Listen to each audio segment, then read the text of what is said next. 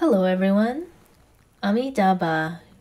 Today we're going to learn about a very special topic that we are all interested in, which is Buddha statue art in China. More specifically, evolution and development of early Chinese Buddha statue art. And in this episode, we're going to focus on the characteristics of Buddha statues in the northern and southern dynasties of China, which is around 420 to 589 AD, so quite a while ago. So what do we know about these statues? We are going to talk specifically about facial shapes, robes, in this episode. Obviously, there's a lot to learn regarding Buddha statue art, but these two aspects, which are facial shapes and robes, are the ones we're going to be mainly focusing on here. Alright, so this will be part 1 of 2 lectures I'm going to be talking about. And so let's take a look at the history of Buddha statue art. Now, to summarize it in one sentence, we can see here it says, since Buddhism was introduced to China from India, Buddhist statue art was also brought along, reaching an unprecedented development stage during the northern and southern dynasties. Looking at the history of Chinese Buddha statue creation, the art of Buddha statues in each historical period bears the unique imprint of that era. So, in the northern dynasties, characteristics of Buddha statues from the Northern Wei period include, first, face shape tends to resemble ethereal and a refined appearance.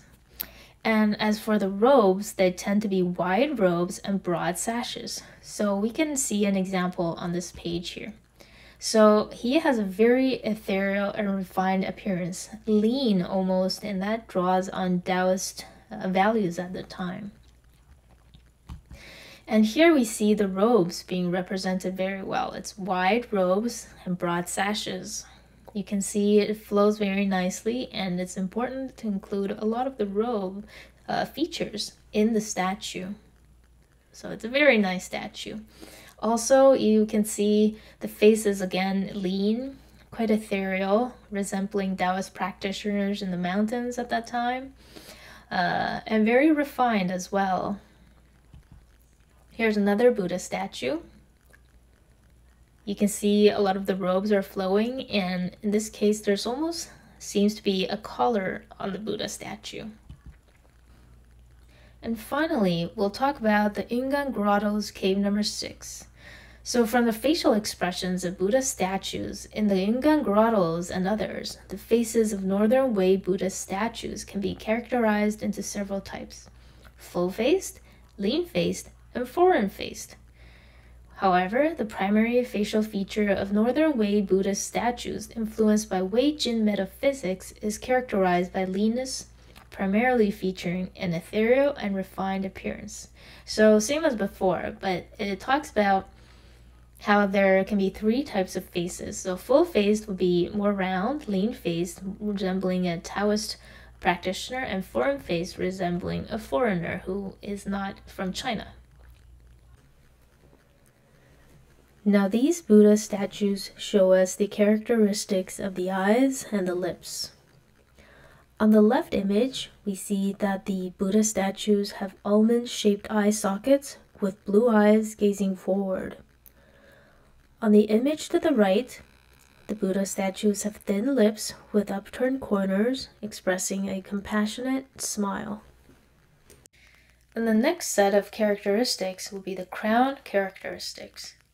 So here, in the first photo, we have the polished crown. In the second photo, we have the wave pattern hairstyle. In the third one, we have the spiral hair knot hairstyle. And in the fourth one, we have the wave pattern waterfall, one or multiple hairstyle. So this is one, and this is a second one.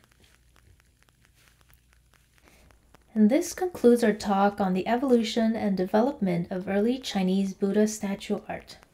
So this is the first of a 2-part series, and this time we talked about Buddha statues in the northern and southern dynasties. In the next episode, we'll talk about Buddha statues from the northern Qi period.